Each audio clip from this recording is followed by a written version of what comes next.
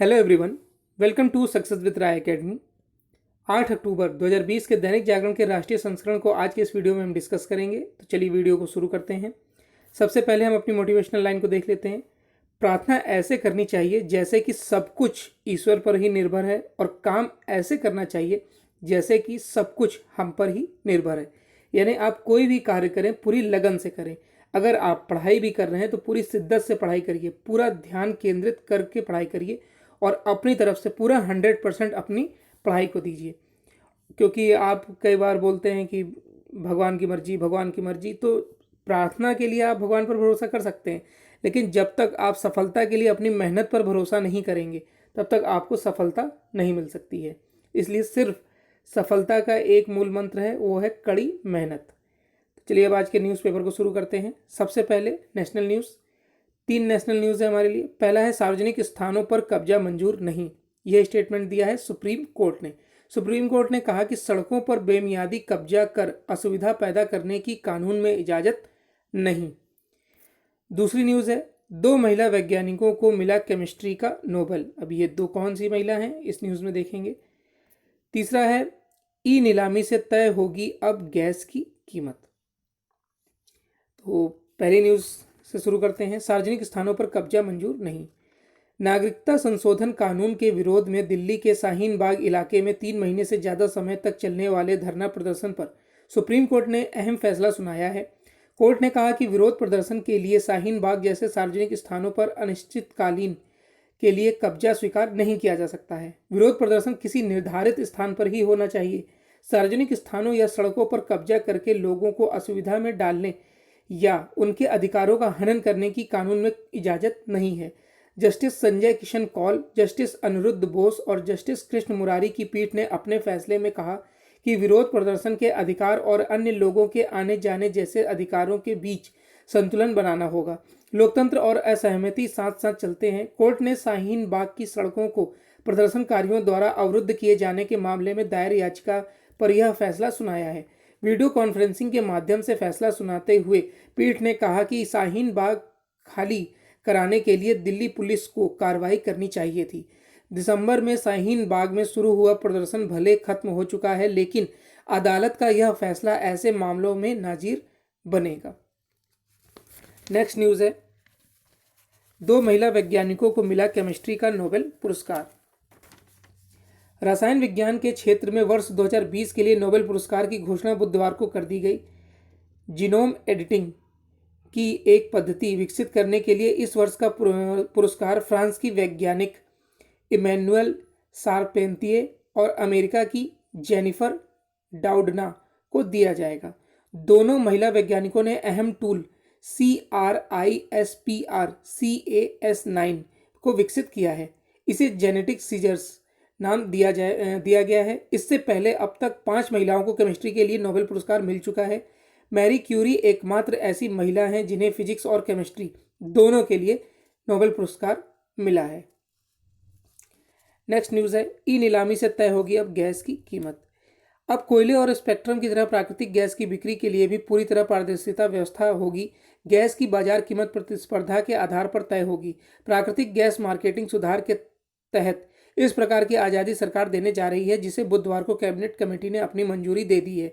इसके तहत ई बिल्डिंग के जरिए गैस की बाजार कीमत तय होगी। सरकार ने इस फैसले से प्राकृतिक गैस के घरेलू उत्पादन में बढ़ोतरी होगी और आयात में कमी आएगी। पेट्रोलियम व प्राकृतिक गैस मंत्री धर्मेंद्र प्रधान ने बताया कि फरवरी 2019 के बाद गैस उत्पादन के लिए मंजूर एरिया से उत्पादित गैस की कीमत और मार्केटिंग की पूरी तरह से आज़ादी होगी। हाइड्रोकार्बन महानिदेशक उत्पादों के सामने ई नीलामी के पैनल रखेंगे। ई नीलामी के लिए दिशा निर्देश तय किए जाएंगे। तो ये नेशनल पेज की 3 न्यूज़ थी। अब नेक्स्ट पेज पर आते हैं। नेक्स्ट पेज है इंटरनेशनल पेज। इंटरनेशनल पेज में एक न्यूज़ है हमारे लिए, और वो न्यूज़ है भारत और पड़ोसियों के खिलाफ चीन ने अपनाया आक्रामक रवैया।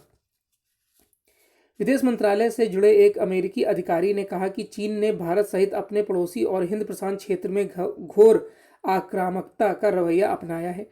टोक्यो में क्वाड मंत्री स्तरीय बैठक खत्म होने के बाद उन्होंने यह टिप्पणी की है। बैठक के दौरान सदस्य देशों के विदेश मंत्रियों ने रणनीतिक रूप से महत्वपूर्ण हिंद प्रशांत क्षेत्र में शांति और स्थिरता सुनिश्चित करने का संकल्प लिया है।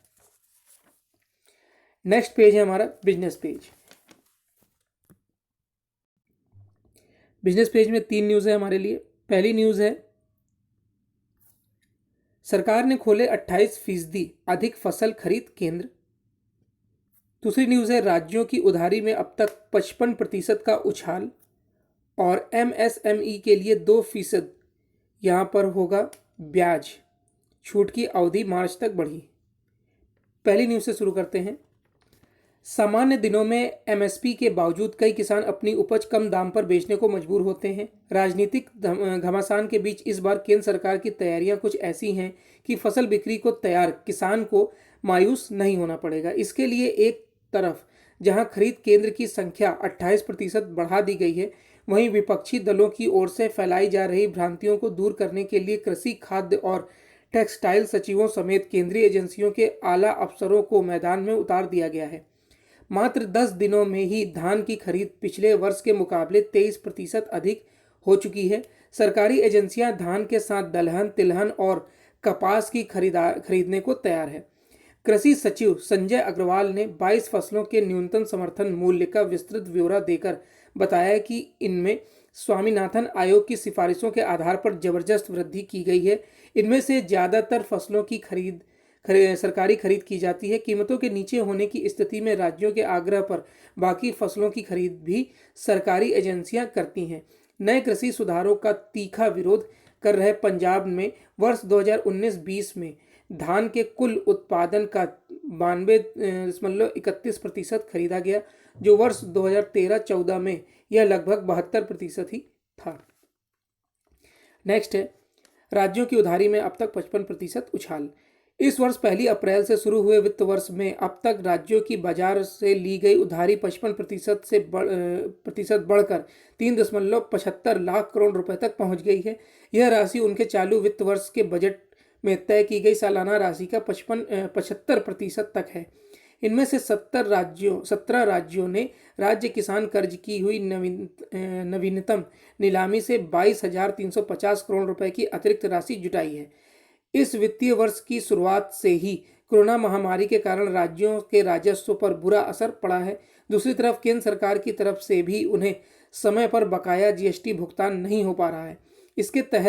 इससे राज्य कर्ज के जाल में उलझते जा रहे हैं। नवीनतम कर्ज प्राप्ति अधिसूचित राशि के मुकाबले 12,000 करोड़ रुपए अधिक रही है। महाराष्ट्र ने इस दौरान 1,000 करोड़ रुपए और झारखंड ने 2,000 करोड़ रुपए अधिक राशि कर्ज ली है।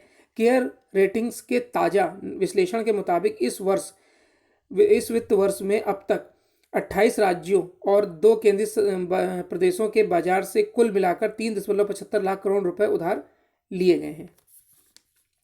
नेक्स्ट न्यूज़ है, MSME के लिए 2% ब्याज छूट की अवधि मार्च तक बढ़ी।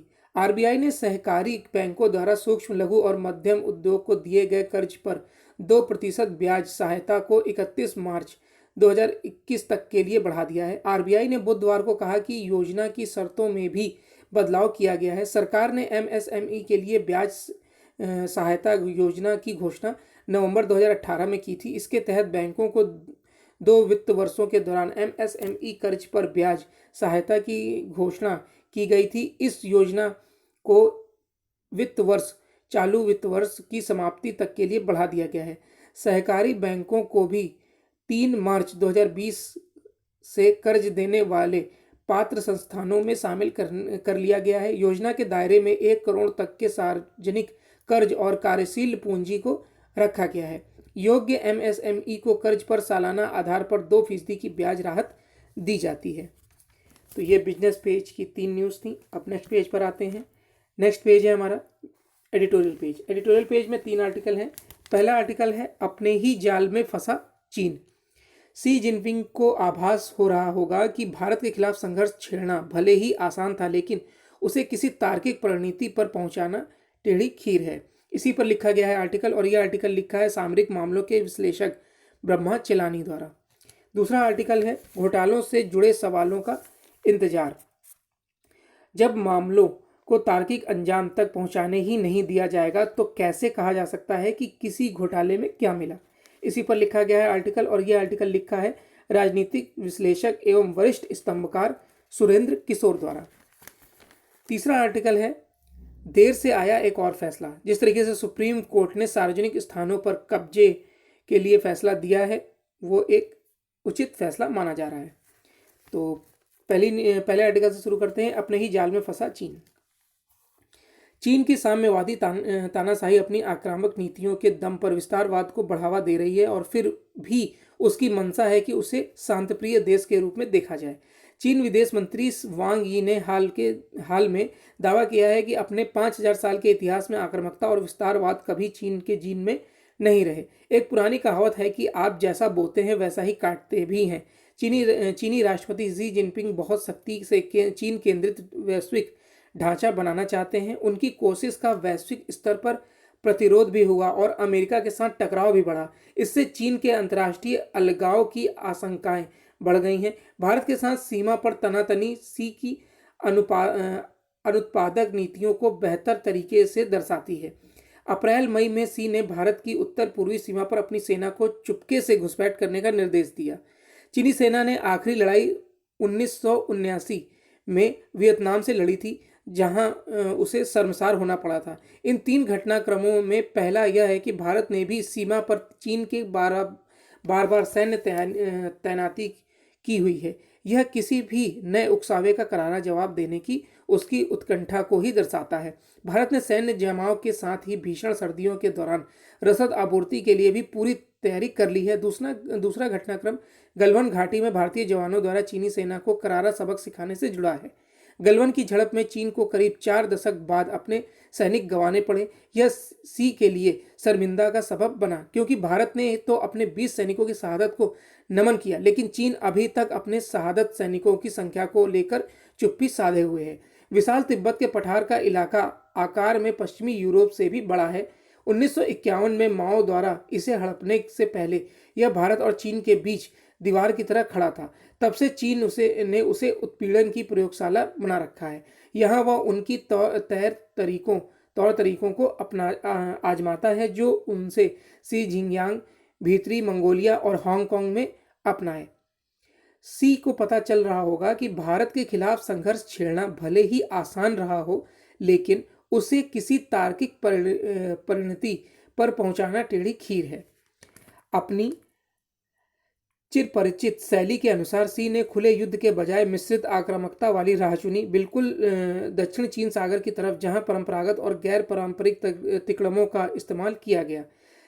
दक्षिणी चीन सागर में तो सी ने बिना एक भी गोली चलाए उसका नक्शा बदलने में कामयाबी हासिल कर ली, लेकिन यही रणनीति हिमालय क्षेत्र में आजमाने से खतरनाक गतिरोध की स्थिति बन गई। दूसरा आर्टिकल है घोटालों से जुड़े सवालों का इंतजार।